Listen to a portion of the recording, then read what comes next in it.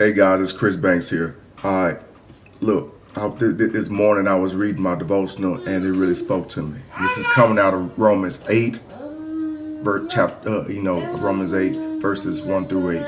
All right, I'm not gonna read all of it to you. I want you to go and read it for yourself. But the one that really spoke to my spirit was verse 8, where it says, "Though then they that are in the flesh cannot please God."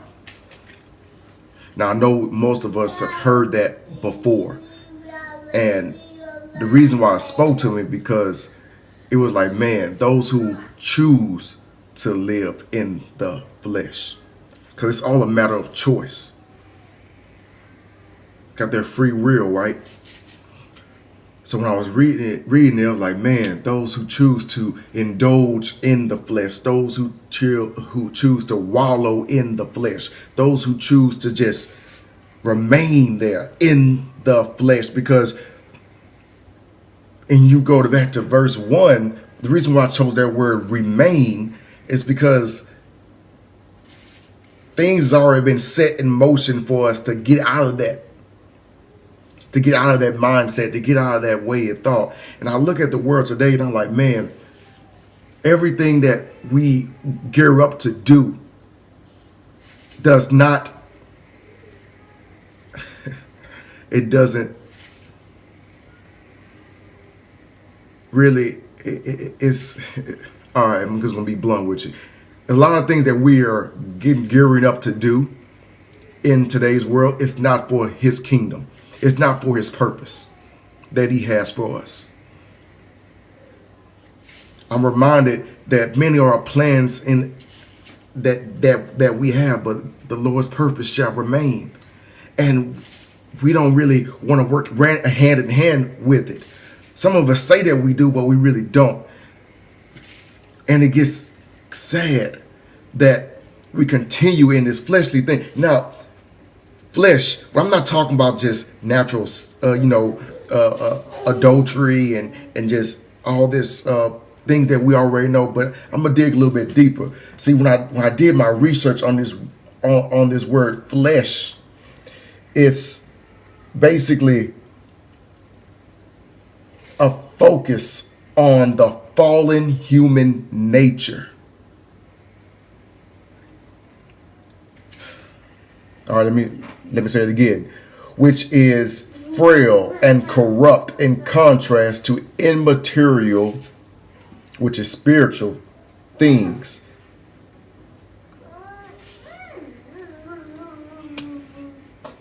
You need me to go further? Think about it, yo. It's the focus on the fallen human nature. So those who choose to live in the fallen human nature. What was the fallen? What happened during the fall? We disobeyed God. So those who choose to disobey God cannot please God. Those who choose this path, those who want to live in that path cannot please him. So now we have to sit there and say, wait a minute, what am I doing to not please him? I'm reminded of the man who say, I keep his commandments, so what else do I need to do? It's time for a little soul searching, right? So those who live in the flesh cannot, those who live in that fallen, corrupt nature, that wrathful nature, that nature that it seems to be consuming this world as of right now, cannot please God.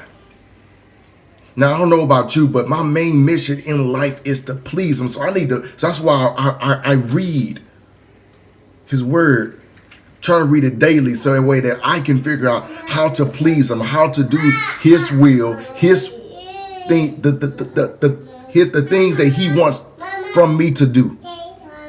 That's why I don't do that many videos, because I only speak what was given to me to speak. So when we look at this, we like, man, those who live in this flesh, those who want to just partake in this flesh. Now, what's this thing about this flesh, this fallen nature of flesh? See, your flesh came from the earth, but your spirit came from him. That's your connection. Have you ever... See, God is your source. And your spirit is the way to connect it. So if any of you ever been overseas and like in Germany, I remember I try to plug up my speakers that I had. I try to plug it up with the little converter right into the German outlet. What happened? It popped. It was just blown up. I couldn't use it no more. I could have started a fire. That's what happens when we want to connect with our flesh. It's totally destructive. It's totally out of whack. It does not work. But many of us got that transformer that I had to get to make it work.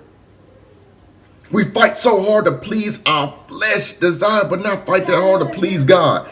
Look, I'm not here to preach to you, but I'm here to tell you that we need to refocus, re-image ourselves to his purpose.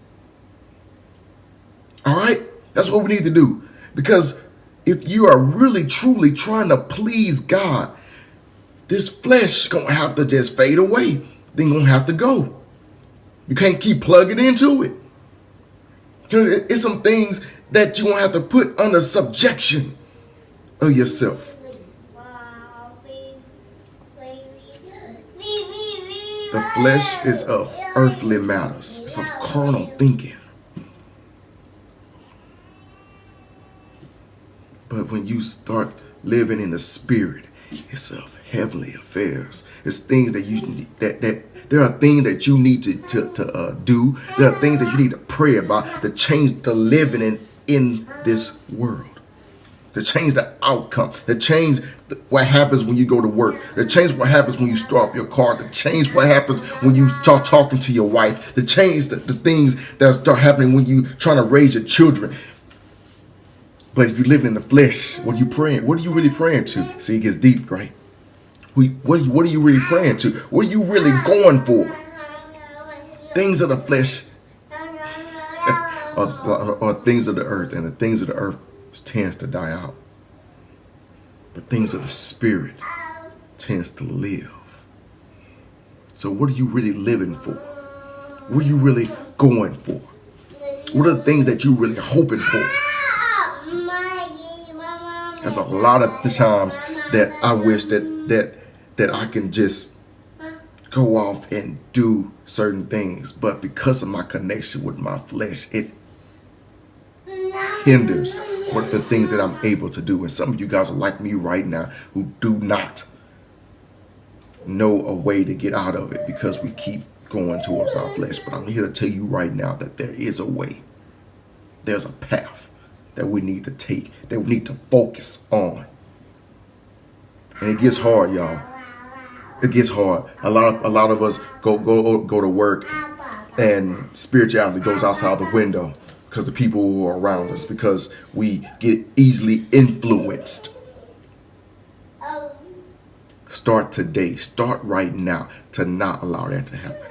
Start today to be a true ambassador of Christ. Start today to be the person, the individual that is a true representative of his kingdom.